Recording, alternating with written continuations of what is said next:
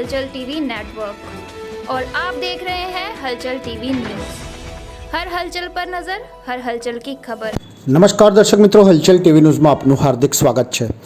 આણંદ શહેરની 4 જગ્યાએ ભૂગર્ભ ગટર યોજનાના ખાતમુહૂર્ત કરવામાં આવ્યા। આણંદ નગરપાલિકા વિસ્તારમાં વર્ષોથી ગામતળ સિવાય અન્ય વિસ્તારોમાં ભૂગર્ભ ગટર યોજનાનો લાભથી વંચિત હતા, જેથી સ્થાનિક રહીશો ખાડકુવા ઉપર નિર્ભર હતા। જે બાબતે પ્રથમ ફેઝમાં 80 ફૂટ રોડ ઉપર ભૂગર્ભ ગટર યોજનાનું કામ પૂર્ણ થઈ ગયા બાદ બાકી રહેલા વિસ્તારોમાં ભૂગર્ભ ગટર યોજના માટે રાજ્ય સરકારને અમૃત 2 યોજના હેઠળ 80 કરોડ રૂપિયા ફાળવવામાં આવ્યા હતા।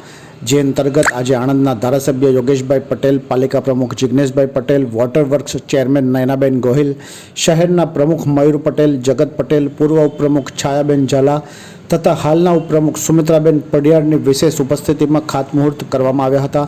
આણંદ શહેરના પરિકભુવન વિસ્તારમાં વિદ્યાડેરી રોડ, દરબારનો ટેકરો, બાકરોલ હનુમાન મંદિર વિસ્તારમાં ગટર યોજનાનો લાભ જનતાને મળી રહે તે હેતુથી ખાતમુહૂર્ત કરવામાં આવ્યા। આણંદ શહેરના આ 4 વિસ્તારમાં ભૂગર્ભ ગટર યોજનાનું કામ પૂર્ણ થતાં 40,000 જેટલા પરિવારોને ગટર સુવિધાનો લાભ ઉપલબ્ધ થશે અને શહેરના વિવિધ વિસ્તારોમાં ખાડકુવા ઉભરાવાની સમસ્યાનો પણ અંત આવશે।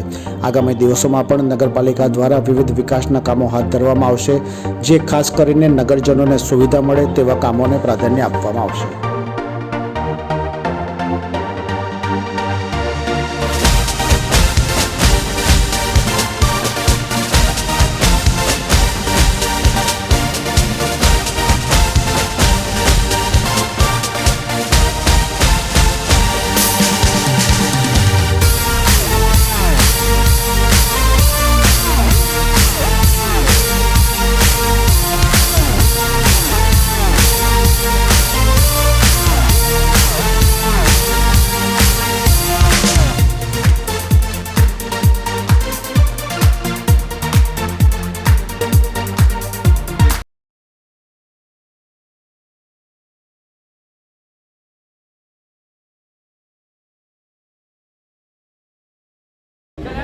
આજે આણંદમાં આણંદ વિધાનસભા મત વિસ્તાર અંતર્ગત વોર્ડ નંબર 13 એટલે બોરસદ ચોકડીથી ગણેશ ચોકડી, રાજોડપુરા, જીટોડિયા રોડ સુધીનો જે નવી સોસાયટીઓ બની હતી તેમાં ઘણા સમયથી આ ગટરની માંગ સ્થાનિક લોકોની હતી।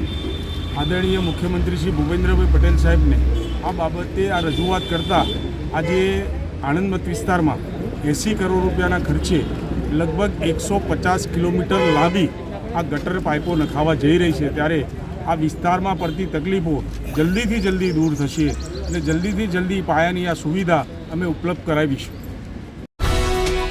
ये है हलचल टीवी नेटवर्क और आप देख रहे हैं हलचल टीवी न्यूज़। हर हलचल पर नजर, हर हलचल की खबर।